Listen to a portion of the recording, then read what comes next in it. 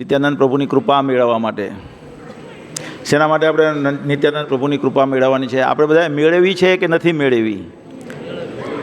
અત્યારે આપણને પ્રાપ્ત થઈ છે કે નથી થઈ? હે,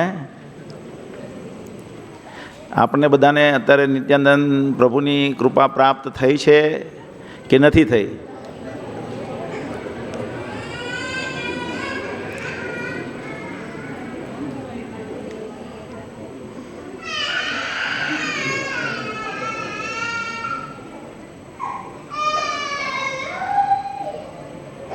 કોઈ કહી શકે કે નહીં?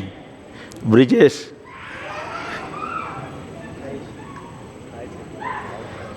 થઈ છે. યસ, કારણ કે પ્રભુપાદની કૃપાથી આપણે નિત્યાનંદ ત્રયોદશીના દિવસે અહીંયા એકત્ર થયા છીએ. નવસારીમાં 5 લાખની વસ્તી છે, એમાં કોને ખબર છે કે આજે નિત્યાનંદ ત્રયોદશી છે? હે, કોને ખબર છે? કોઈને ખબર નથી. બધાને તો એમ જ કે આજે 11 તારીખે 10 તારીખને સોમવાર છે, મારે અહીંયા જવાનું છે, મેં આ મારા કામ પતાવી દીધા. તો નિત્યાનંદ પ્રભુની કૃપા કેમ મેળવવાની છે? હે, નિત્યાનંદ પ્રભુની કૃપા કેવી રીતે મળશે અને કેવી રીતે આપણને કેમ મેળવવાની છે અને કેવી રીતે મળશે? તો આપણે જોઈએ, નિત્યાનંદ પ્રભુની કૃપા મળે તો આપણે ભગવાનના ધામમાં પ્રવેશી શકીએ. નિત્યાનંદ પ્રભુ, આપણે ગમે એવા દુર્જન હશું, ગમે તેવા હોઈએ, પણ જો નિત્યાનંદ પ્રભુ એક વખત રાધારાણીને કહી દે કે આને ભગવાનના ધામમાં સમાવિષ્ટ કરવાનો છે, આ વ્યક્તિને, આ જીવાત્માને, એટલે રાધારાણી રીકમાન્ડ કરી દે ભગવાન કૃષ્ણને કે આને લઈ લો ભગવાનના ધામમાં, ખ્યાલ ને? એટલે પછી આપણે ભગવાનના ધામમાં પ્રવેશી શકીએ.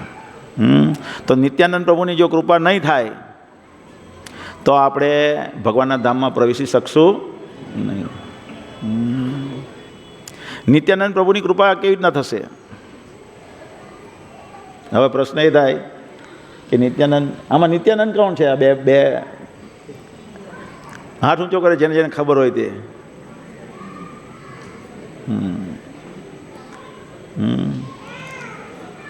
બોલો. પહેલા છે તે નિત્યાનંદ છે. કેવી રીતના? હે, કેવી રીતના કહો તમે?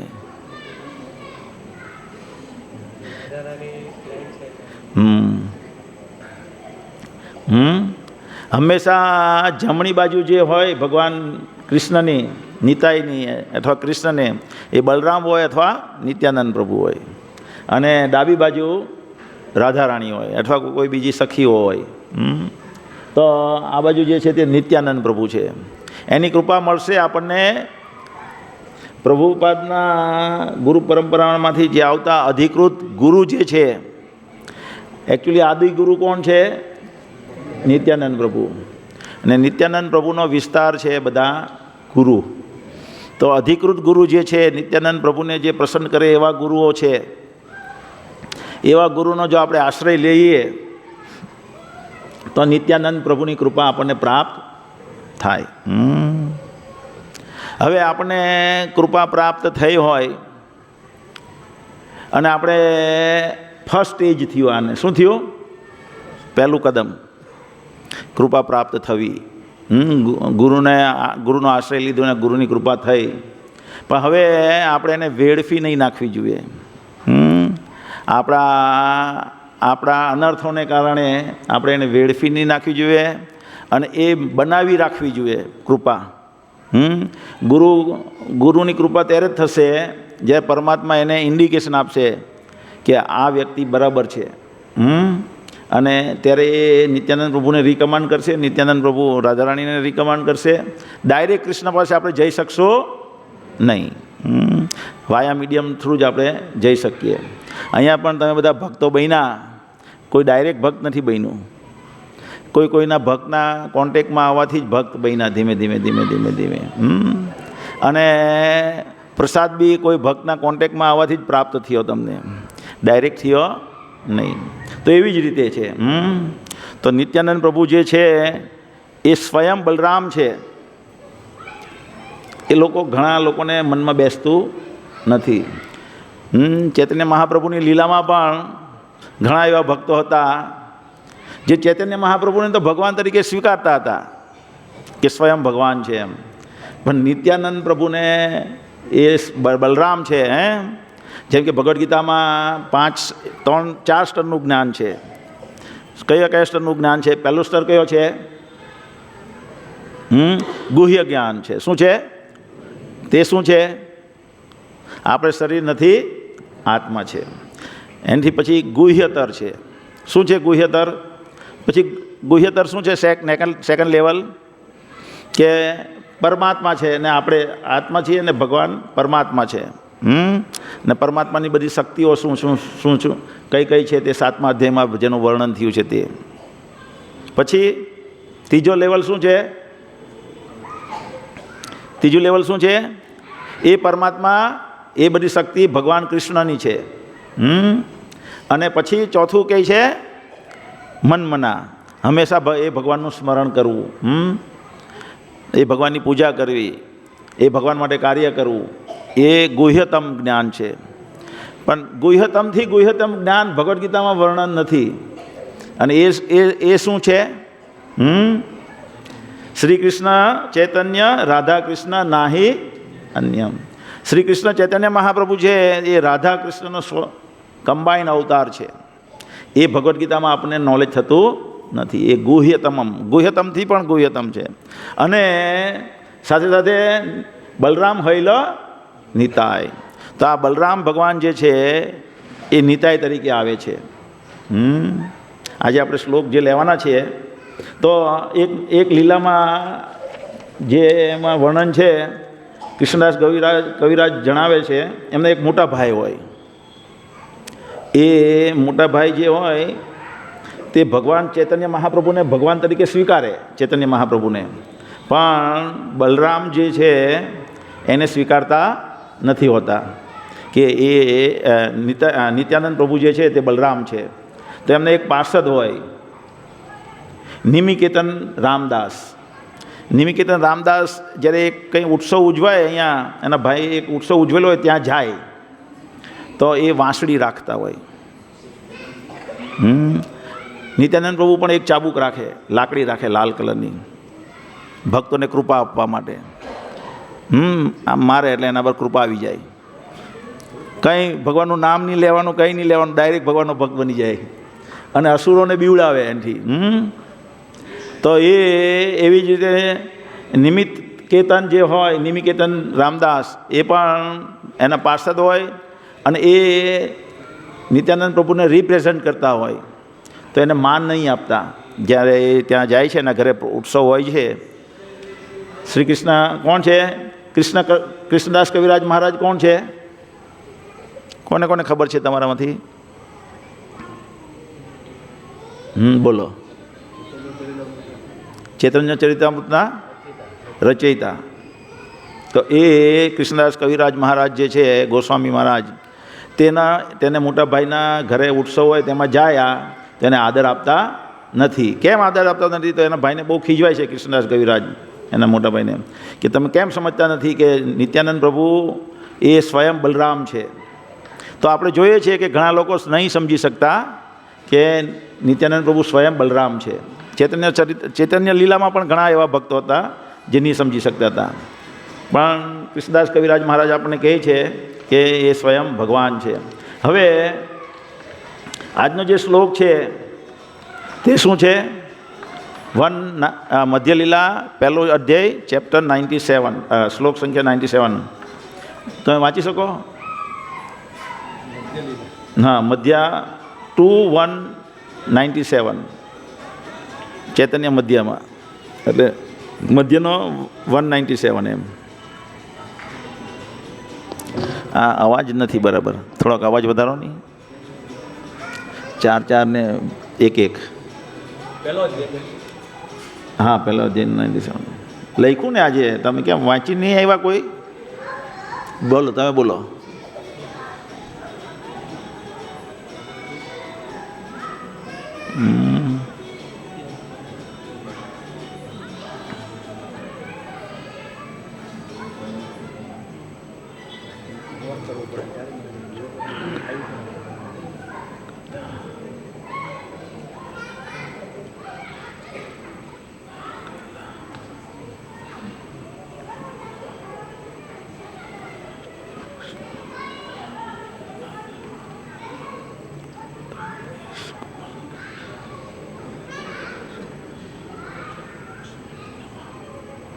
વાંચો નહીં. હા વાંચો, આપી દેવાય ને.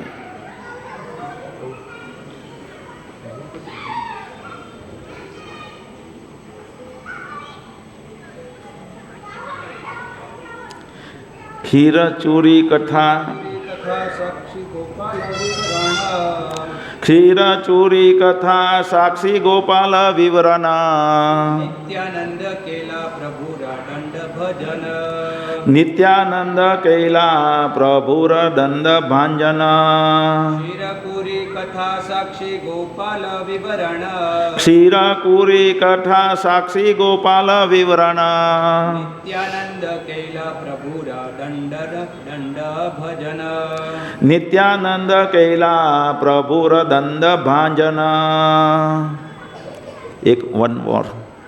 ક્ષીરપુરી કથા સાક્ષી ગોપાલ વિવરણ ક્ષીરકુરી કથા સાક્ષી ગોપાલ વિવરણ નિત્યાનંદ કેલા પ્રભુ દંડ ભજન નિત્યાનંદ કૈલા પ્રભુર દંડ ભાંજન. તો જ્યારે નિત્યાનંદ જ્યારે ભગવાન કૃષ્ણ અવતરિત થાય છે ત્યારે એ બલરામ તરીકે આવે છે, એ નિત્યાનંદ ભગવાન. જ્યારે રામ ભગવાન તરીકે અવતરિત થયા ત્યારે લક્ષ્મણ તરીકે આવે છે. અને જ્યારે શ્રી કૃષ્ણ ચૈતન્ય મહાપ્રભુ તરીકે આવે છે ત્યારે નિત્યાનંદ પ્રભુ તરીકે એ જ બલરામ આવે છે. તો એ આમાં જ્યારે એ કૃષ્ણ ભગવાન તરીકે આવે ત્યારે કૃષ્ણ ભગવાનના આદેશ પ્રમાણે એને કાર્ય કરવું પડે. સિવાય એને જ્યારે યુદ્ધ થવાનું હોય, ખોટી રીતે પેલા દુર્યોધનને મારે, નિયમ વિરુદ્ધ થઈને મારે, બલરામજીને પસંદ ન હોય પણ કૃષ્ણ ભગવાન એને વિનવી લે. એ કૌરવોના પક્ષમાં લડવા ઈચ્છતા હોય પણ કૃષ્ણ ભગવાનની ઈચ્છા હોય કે એ ન લડે એટલે એક યાત્રાએ નીકળી જાય. એવી જ રીતે જ્યારે રામ ભગવાન તરીકે અવતરિત થાય ત્યારે શું કરે કે એ સીતા માતાને જાઓ તમે વનમાં મૂકી આવો. તો એને નથી ગમતું પણ એ કાર્ય કરવું પડે છે. પણ અહીંયા જ્યારે નિત્યાનંદ અહીંયા ચૈતન્ય મહાપ્રભુની લીલામાં અવતરિત થાય છે ત્યારે ચૈતન્ય મહાપ્રભુને નિયંત્રિત કરે છે. એટલા માટે અહીંયા જ્યારે ચૈતન્ય મહાપ્રભુ સંન્યાસ લે છે તો સંન્યાસ લઈને એ નક્કી કરે છે કે મારે વૃંદાવન જવું છે, એટલે વૃંદાવન જવા માટે નીકળી પડે. પણ નિત્યાનંદ પ્રભુને એનો અંતરનો ભાવ જાણતા હોય ચૈતન્ય મહાપ્રભુનો, ને અંતરનો ભાવમાં એ જાણતા હોય કે ચૈતન્ય મહાપ્રભુ ભક્તોના સંગ વગર નહીં રહી શકે, અને એને ભક્તો બહુ પ્રિય છે અને ભક્તો વગર એ નહીં રહી શકશે. એટલા માટે એ શું કરે, બધા ભક્તોનો સંગ આપવા માટે ટ્રીક રમે. અને જેવા એ નીકળી પડે તો નદીમાં સ્નાન કરવા જાય, ત્યાં બધા લોકોને કહી દે કે જો પૂછે ને કે બાજુ વૃંદાવન આપ્યું તમે આ બાજુ બતાવી દેજો. એટલે જગન્નાથપુરી બાજુ વાળી દેજો એને. અને પછી જગન્નાથપુરી બાજુ વાળી દે અને ત્યાં આગળ એને કથા કરતા હોય. કઈ કઈ કથા કરી આમાં? ખીર જે ચોરી કરે ને ગોપીનાથ ભગવાન માધવેન્દ્રપુરી માટે, એ માધવેન્દ્રપુરી માટે કે માધવેન્દ્રપુરી માટે, માધવેન્દ્રપુરી માટે ચોરી કરે ખીર, તેની કથા કરે, ખીર ચોરી ગોપીનાથની, અને પછી સાક્ષી ગોપાલની વાત કરે. અને ત્યાર પછી એને પસંદ નહીં હોય છે નિત્યાનંદ પ્રભુને કે સ્વયં ભગવાન છે, સ્વયં ભગવાનને આ સંન્યાસ લેવાની શું જરૂર છે. એટલે એ પસંદ નહીં હોય એટલે એનો દંડ તોડી નાખે, સંન્યાસ દંડ તોડી નાખે. તો એકચ્યુઅલી ભગવાન બાહ્ય રીતે ગરમ થાય છે એમના પર, ગુસ્સે થાય છે, તમને મારી સાથે હવે હું નથી આવવા દેવાનો, હું એકલો જાઉં છું, એમ કરીને ભગવાન એકલા નીકળી જાય. પણ અંતરથી ખુશ થાય છે. કેમ? વાસ્તવમાં ભગવાનને દંડની કોઈ જરૂર નથી, પણ ભગવાન સંન્યાસ એટલા માટે લે કે આપણને બધાને બતાવવા માંગે છે. પ્રભુપાદ લખે છે કે આપણે બધાએ વૈરાગ્ય લેવાનું છે આ જગત પરથી. એટલે જગતમાંથી વૈરાગ્યને બતાવવા માટે એ સંન્યાસ લે છે, અને સંન્યાસ જેવા લે છે એટલે દંડ ધારણ કરે છે. પણ નિત્યાનંદ પ્રભુ કહે કે એ તો ભગવાન છે, એને દંડની શું જરૂર? એટલે એ લોકોને બતાવવા માટે દંડને તોડી નાખે છે. તો આવી રીતે અલગ અલગ લીલાઓ છે. પણ જે નિત્યાનંદ પ્રભુ જે છે એ 3 રૂપ છે. આ ત્રણ ભજન ગાયા, ત્રણેય ભજનમાં અલગ અલગ વાત છે. શું છે? એક છે કોટી ચંદ્ર સુશીતલ, કે અહીંયા જો તમે ચૈતન્ય ચરિતામૃતની પહેલો આદિલીલામાં જોશો, આપણે આદિલીલામાં 14મો શ્લોક જે છે એમાંનું વર્ણન છે કે બેઉ સૂર્ય અને ચંદ્ર એક સાથે પ્રગટ થયા છે. કેમ? સૂર્ય કોણ છે? જે અંધકાર દૂર કરે છે, ભગવાન કૃષ્ણ ચૈતન્ય મહાપ્રભુ. કૃષ્ણ હોય સૂર્ય સમ, એટલે ચૈતન્ય મહાપ્રભુ કોણ છે? સૂર્ય સમ. અને સાથે સાથે ચંદ્ર પણ ઉદિત થયો છે. કેમ? કારણ કે કળિયુગ બહુ ખતરનાક છે. અહીંયા બધા ત્રાસ અનુભવી રહ્યા છે, બધા અગ્નિમાં જલી રહ્યા છે. પણ જો ચૈતન્યમાં નિત્યાનંદ પ્રભુનો આશ્રય લઈએ છે તો કોટી કોટી ચંદ્રમાં જેવી આપણને શીતલતા અર્પણ કરે છે. એટલે એ કોટી કોટી ચંદ્ર જેવી શીતલતા પ્રદાન કરે છે, દયાના મહાસાગર છે, અને અવધૂત વેશધારી છે, અવધૂત શિરોમણી છે. શું છે? અવધૂત શિરોમણી. કેવી રીતે કહેવાય અવધૂત શિરોમણી? અવધૂત કોને કહેવાય? અવધૂત કોને કહેવાય? આપણે કોણ સવારે કોણ હતું? હા, કોઈને ખબર છે અવધૂત કોને કહેવાય? હે, તુમ તો થી ના? હા, ક્યાં થા? આ ભક્તિ સિદ્ધાંત સરસ્વતી ગોસ્વામી મહારાજે એની વ્યાખ્યા કરી છે અવધૂતની, ચૈતન્ય ભાગવતમાં. પણ આમ લૌકિક દ્રષ્ટિએ પણ આપણે જોઈએ તો અવધૂત એને કહેવાય જે આપણે એમ લાગે એકદમ ગાંડા જેમ વર્તે છે. એમ તો ભક્તો બધા અવધૂત કહેવાય એક દ્રષ્ટિએ. એવા બધા ભક્તો ગમે ક્યારે શું વર્તન કરે કંઈ નક્કી નહીં હોય. એનું વર્તન પ્રેડિક્ટ નહીં થાય. ભગવાનના ભક્તોનું વર્તન પ્રેડિક્ટ કરવું બહુ ભારી છે. તો એવી રીતે જે અવધૂત એકદમ ગાંડા જેમ વર્તે. કેમ ગાંડા જેમ વર્તે? ભગવાનના પ્રેમમાં એટલા તરબોળ છે નિત્યાનંદ પ્રભુ, એટલા બધા તરબોળ છે કે એને દુન્યવી કાર્યકલાપોનું દુન્યવી વ્યવહારોનું કોઈ ભાન રહેતું નથી. જ્યારે એમનો જન્મ થાય એક ચક્ર ગામ છે આપણે માયાપુરથી નજીક, તો એમાં એમનો જન્મ થયો હોય, અને બચપણમાં બધી અલગ અલગ જે ભગવાન કૃષ્ણની લીલાઓ છે આ બતાવેલી બધી એવી લીલાઓ એનું એ નાટક કરે. હજી લીલા સાંભળી નથી પણ લીલાઓનું એ નાટક કરે.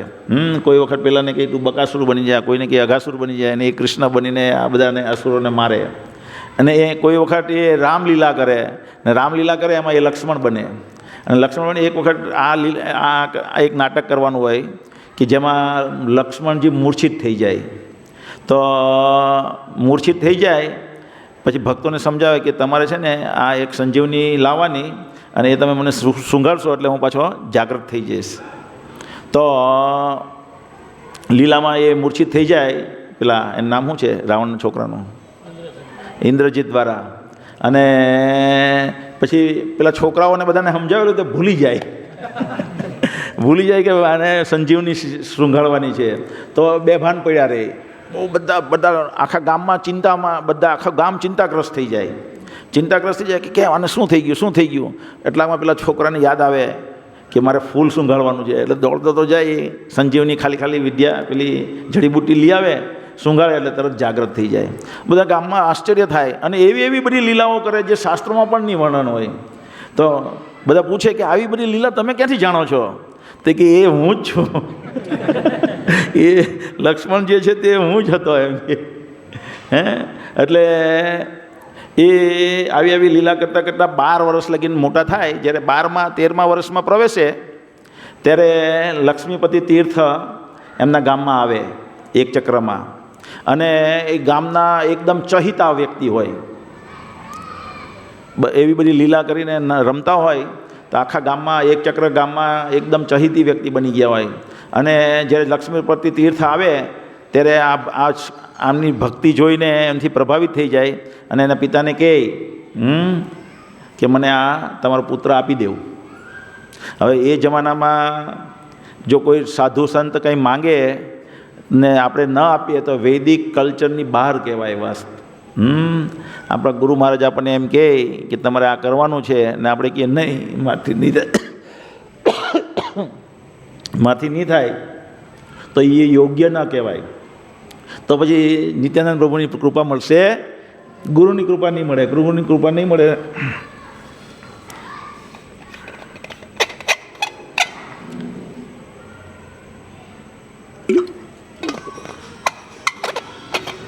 તો નિત્યાનંદ પ્રભુની કૃપા પણ નહીં મળશે. એટલે એ ઈચ્છતા નથી કે એના પુત્રને એ આપે, પણ વૈદિક સિદ્ધાંત પ્રમાણે આપવું જ પડે એમ કરીને એમના છોકરાને આપી દે છે. તો એના છોકરાને નિત્યાનંદને આપી દે છે. પછી એ એમના વિરહમાં રહી નહીં શકતા અને 3 મહિના લગીને કંઈ કશું ખાતા જ નથી, માતા પિતા બેવ, અને પછી પ્રાણ ત્યાગી દે છે. નાખું એક ચક્ર ગામ શું થઈ જાય છે? પ્રાણ વિહોણું થઈ જાય, એકદમ શૂન્ય થઈ જાય, કારણ કે આ બધા આખા ગામના ચહિતા થઈ ગયા હોય. હવે નિત્યાનંદ પ્રભુ લક્ષ્મી તીર્થ સાથે નીકળી પડે. લક્ષ્મી તીર્થ કોણ છે? માધવેન્દ્રપુરીના ગુરુ. કોણ છે માધવેન્દ્રપુરી? કોણ છે? એમના શિષ્ય છે ઈશ્વરપુરી. ઈશ્વરપુરીના શિષ્ય કોણ છે? ચૈતન્ય મહાપ્રભુ. અને આ માધવાચાર્યના લાઈનમાં આવે છે. લક્ષ્મીપતિ તીર્થ, વાદીરાજ તીર્થ, એ બધા ઐશ્વર્ય ભાવમાં ભક્તિ કરતા હોય, પણ લક્ષ્મી તીર્થ માધુર્ય ભાવમાં ભક્તિનો ઇન્ટ્રોડ્યુસ કરાવે છે આ જગતમાં. તો એ વાદીરાજ તીર્થ સાથે લક્ષ્મીપતિ તીર્થ સાથે આખા ભારતમાં ભ્રમણ કરે છે. 12 વર્ષના હોય ત્યાંથી બીજા 20 વર્ષમાં લગીન, જ્યાં લગીન ચૈતન્ય મહાપ્રભુ 20 વર્ષના થઈને લીલા નથી કરતા, સંકીર્તન આંદોલનની શરૂઆત નથી કરતા, ત્યાં સુધી પરિભ્રમણ કરે. ક્યાં ક્યાં કરે? જ્યાં બલરામજી કૃષ્ણ લીલામાં બલરામજી યાત્રા પર નીકળી ગયેલા હોય કુરુક્ષેત્રના યુદ્ધ વખતે, એ બધા જગ્યાએ એ યાત્રાઓ કરે છે. અને પછી અહીંયા ચૈતન્ય મહાપ્રભુ જ્યારે સંકીર્તન આંદોલન શરૂ કરે છે ઈશ્વરપુરીમાંથી દીક્ષા લઈને, ત્યારે એ ત્યાં અહીંયા માયાપુર નડિયામાં આવે છે, નવદ્વીપમાં આવે છે. અને ત્યારે બિલકુલ અવધૂત રહેતા હોય. અવધૂત એટલે કોઈ સામાજિક એના વ્યવહાર હોય નહીં. પેલા શ્રીવાસ આંગણના ઘરમાં કીર્તન થતું હોય. તો આ 30 વર્ષના છે, 30-32 વર્ષના છે નિત્યાનંદ પ્રભુ. અને એમની પત્ની જે છે માલતી દેવી, એ 70 વર્ષના છે. પણ એ નિત્યાનંદને પોતાના પુત્ર તરીકે જુએ, અને પુત્ર તરીકે જોતા હોય એટલે એના સ્તનમાંથી દૂધ વહેવા માંડે 70 વર્ષની ઉંમરે. અને આ 70 વર્ષની ઉંમરે ને આ 30 વર્ષના છે ને બધાની વચમાં એના સ્તનપાન કરે. અવધૂત છે ને. એટલે અવધૂત આને કહેવાય કે સાંસારિક વ્યવહારનું જ્ઞાન નથી હોતું. ઉલટાનું ચૈતન્ય મહાપ્રભુના ઘરમાં જાય છે નગ્ન અવસ્થામાં, જ્યાં સચીદેવી હોય છે. ચૈતન્ય મહાપ્રભુના એ વખતે પત્ની હોય વિષ્ણુદેવી, શું નામ છે એમનું? વિષ્ણુપ્રિયા.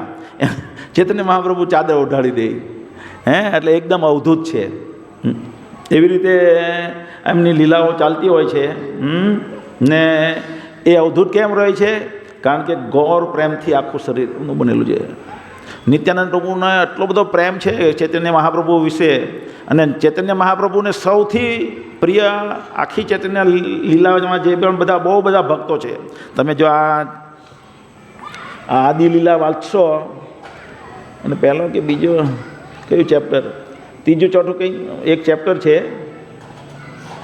જેમાં 10મું ને 11મું, જેમાં the trunk branches and sub branches of Chaitanya tree, Chaitanya મહાપ્રભુનું જે વૃક્ષ છે એનું વર્ણન છે તો બહુ બધા ભક્તોનું વર્ણન છે અંદર કે ચૈતન્ય મહાપ્રભુના જે આ સંકીર્તન આંદોલન છે એને પસરવામાં, એ વૃક્ષને મોટું કરવામાં. તો એમાં સૌથી પ્રિય કોણ છે ચૈતન્ય મહાપ્રભુને? નિત્યાનંદ પ્રભુ. હવે એ નિત્યાનંદ પ્રભુ કેટલી બધી લીલાઓ કરે છે કે એક કૃપાળુ છે. આજે પછી બીજું છે ને, આપણે એક શ્લોકમાં હમણાં વાંચ્યું કે છે બીજા ભજનમાં કે એની જેટલું કોઈ દયાળુ નથી ને કૃપાળુ નથી.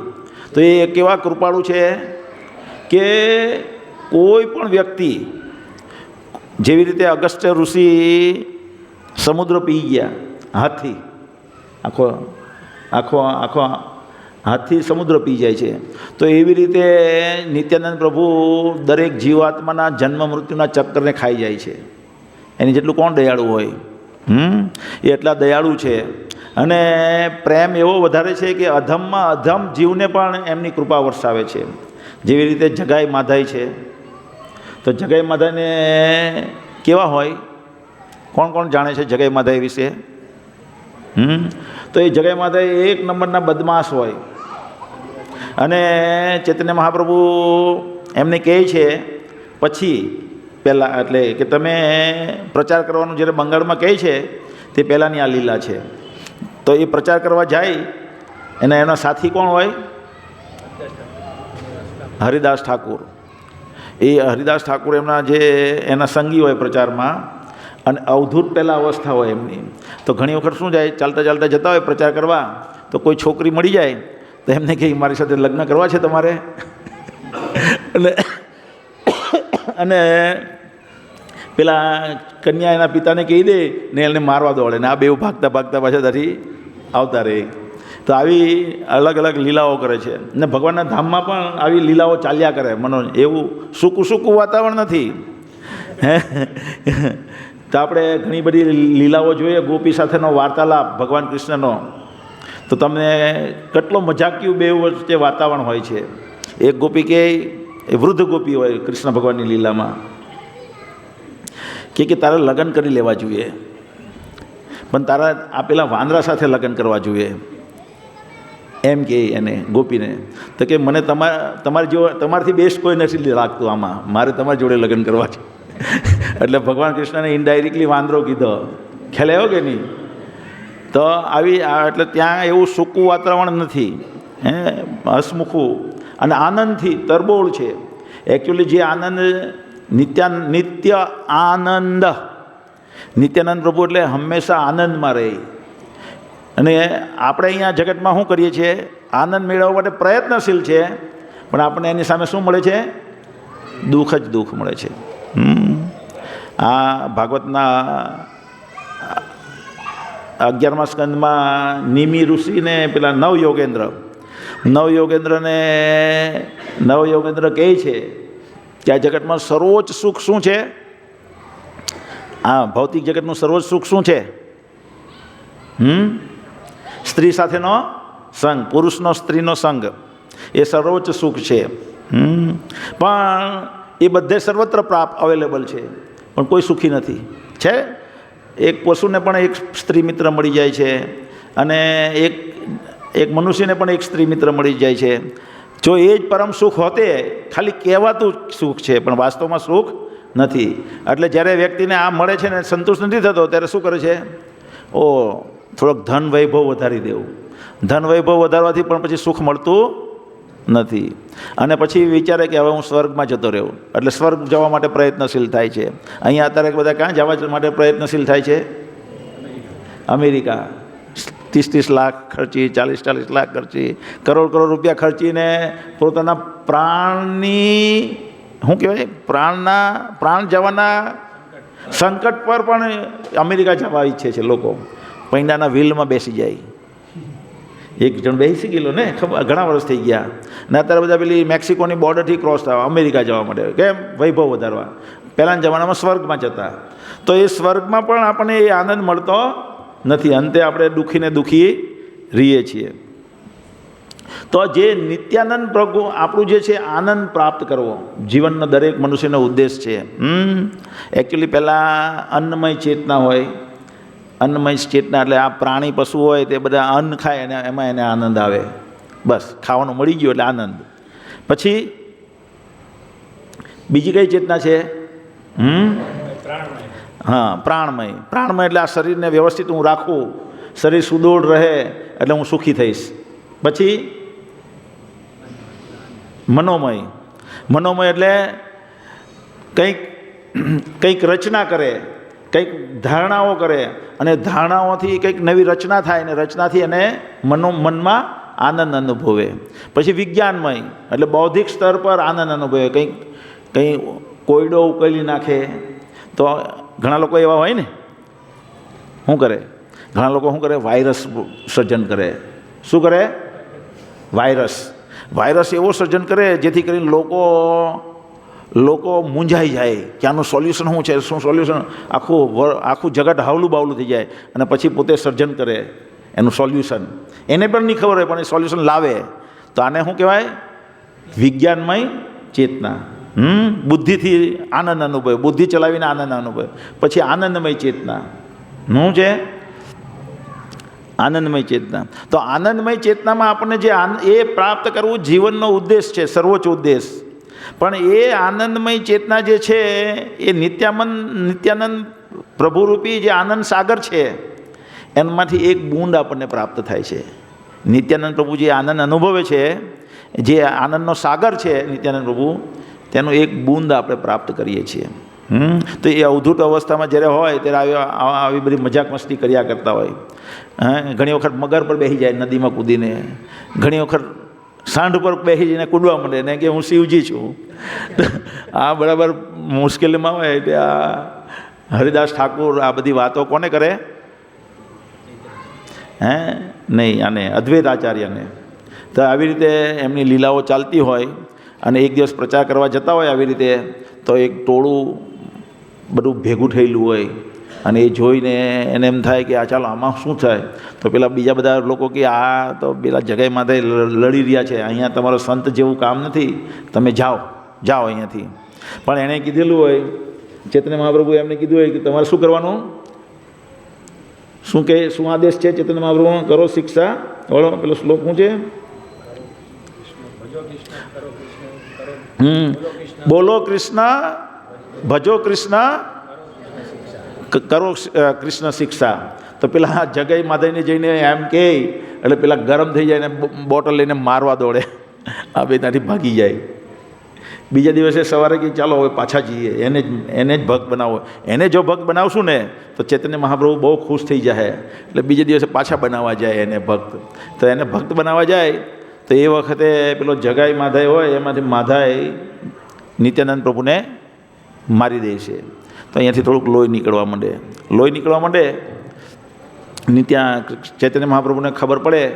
ચૈતન્ય મહાપ્રભુ દોડતા આવે છે અને સુદર્શન ચક્રનું આહ્વાન, કારણ કે નિત્યાનંદ પ્રભુ બહુ પ્રિય છે ચૈતન્ય મહાપ્રભુને, એટલે સુદર્શન ચક્રનું આહ્વાન કરીને એને ગળું કાપવા જતા હોય તો એને રોકી લે છે કે આ કલિયુગમાં તમારું શસ્ત્ર એક જ છે. શું છે? હરે કૃષ્ણ મંત્ર. હરે કૃષ્ણ કૃષ્ણ કૃષ્ણ હરે હરે, હરે રામ રામ રામ હરે હરે. તો એ પહેલાં જગાએ એક વખત એને બચાવ્યા હોય. એ કેવી રીતના બચાવે? નિત્યાનંદ પ્રભુ પકડીને ચૈતન્ય મહાપ્રભુને કહે કે તમે આના ઉપર કૃપા કરો. નહીં, પહેલાં જગાઈ જ્યારે બચાવે એટલે ચૈતન્ય મહાપ્રભુ જગાઈને તો છોડી દીધો, પણ કે આ મધાઈને તો હું છોડીશ નહીં જ. તે તો કે નિત્યાનંદ પ્રભુ આવે એમ કે મેં કોઈ જેટલા બી પુણ્ય કર્યા હોય એ બધા પુણ્ય હું આને આપું છું મધાઈને, તમે એને મુક્ત કરી દેવું. હવે એ જગાઈ માધાઈને પરમ ભક્ત બનાવે. આવા લૂંટારા, બળાત્કારીઓ, માંસ ખાનારા, દારૂ પીનારા આવા વ્યક્તિને નિત્યાનંદ પ્રભુ ભક્ત બનાવી નાખે છે. અને ભક્ત બનાવ્યા પછી આ બે ભક્ત એવા બન્યા કે અત્યારે પણ એમનો આશ્રમ છે ત્યાં. કયો છે? જગદાનંદ ને માધવાનંદ. બેવનો એક આશ્રમ છે.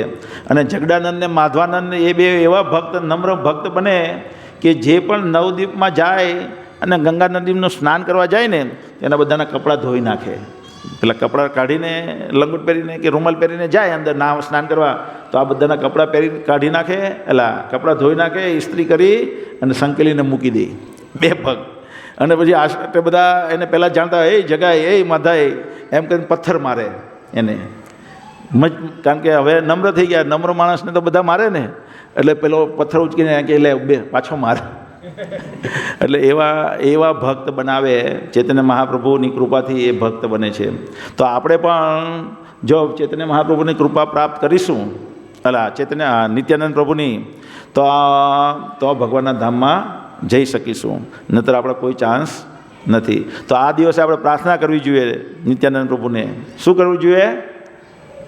પ્રાર્થના. શેના માટે? ધનમ દેહી, જન્મ દેહી, રૂપવતી સુંદરી ભાર્યા દેહી. એના માટે પ્રાર્થના કરવી જોઈએ કે એમની કૃપાની પ્રાર્થના કરવી જોઈએ, જેથી કરીને હું ભગવાનના ધામમાં પ્રવેશી શકું, ભગવાનની સેવામાં નિયુક્ત થઈ શકું. તો આજે નિત્યાનંદ ત્રયોદશી છે, આપણે ભગવાનને પ્રાર્થના કરીએ અને આપણે ભગવાનની સેવામાં લાગીએ અને પ્રભુપાદના આંદોલનને આગળ વધારીએ. બીજું શું પ્રાર્થના કરી શકાય?